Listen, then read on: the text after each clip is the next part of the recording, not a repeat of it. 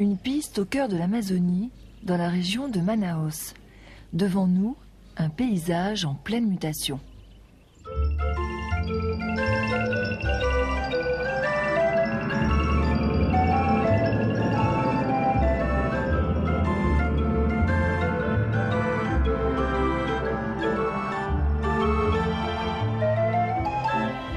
Dans ce paysage, nous pouvons distinguer une zone de forêt dense en arrière-plan, une piste, une zone où la forêt a été brûlée et une exploitation agricole appelée fazenda.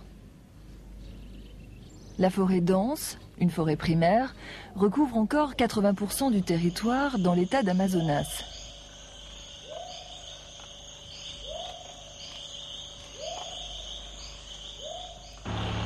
Au milieu de la forêt, des exploitations souvent familiales fournissent en bois à Manaus et quelques villes avoisinantes.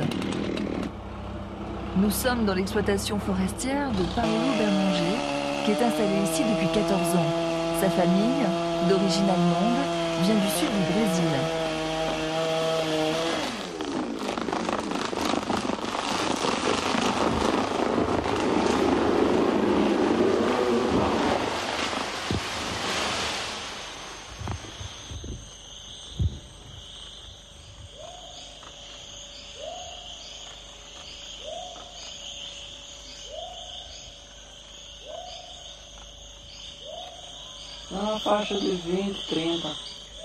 Nous coupons ici 20 à 30 espèces différentes d'arbres.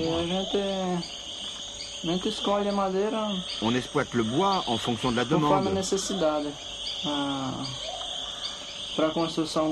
On coupe certains arbres pour la construction navale, d'autres arbres pour le bâtiment. On coupe toujours en fonction des besoins.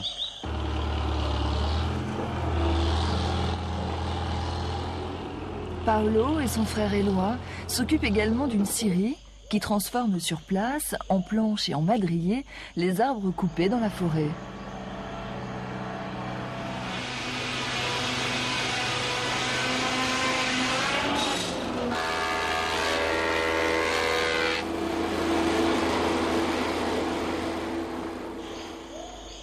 Les voies de communication doivent être sans arrêt ouvertes et entretenues pour permettre l'implantation et la survie des hommes dans la grande forêt amazonienne.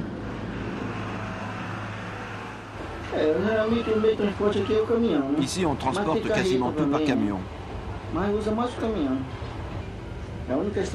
Pour l'instant, il n'y a qu'une seule route. Mais le gouvernement nous a promis d'en construire d'autres et de réparer les ponts. C'est sûr que ça nous simplifierait la vie. Ce serait plus rapide et plus facile.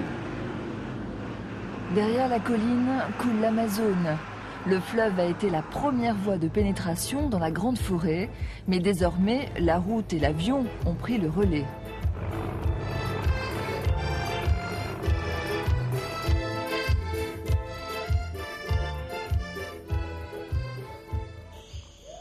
Nous sommes ici dans une zone de déforestation illégale. Les gens qui s'installent en ces lieux viennent des villes environnantes. Ils en sont exclus par la misère. Ils défrichent la forêt sans autorisation et cultivent ensuite de très petites parcelles.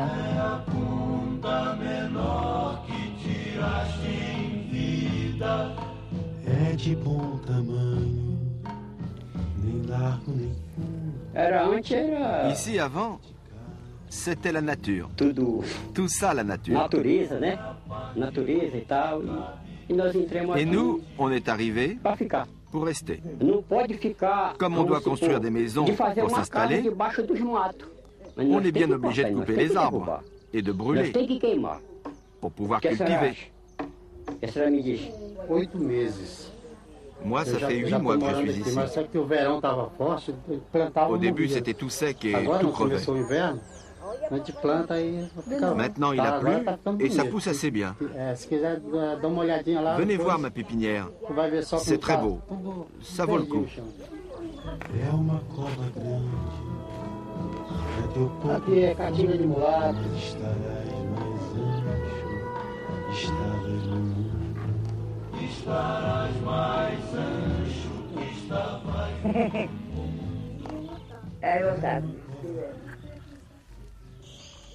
Les fazendas sont elles aussi conquises sur la forêt. Mais ces zones de déforestation sont exploitées avec l'accord de l'État qui cède aux grands propriétaires d'immenses terres à défricher. Dans la région de Manaus, les fazendas sont responsables de l'essentiel de la déforestation. Celle où nous sommes est installée depuis 10 ans.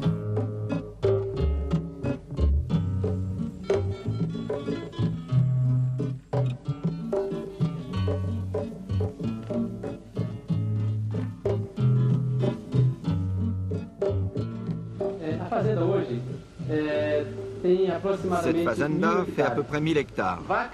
On y élève 40 vaches laitières et 150 génisses. Le problème en Amazonie, quand on élève du bétail, c'est le climat. La plupart des bêtes n'y résistent pas. L'idéal pour nous, ce serait des vaches hollandaises qui produisent beaucoup. Mais ici, elles ne survivent pas.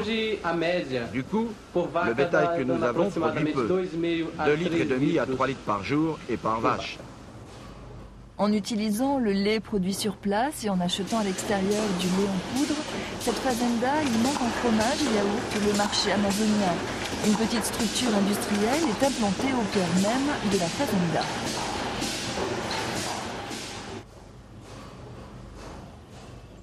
En Amazonie, chaque jour, la forêt recule.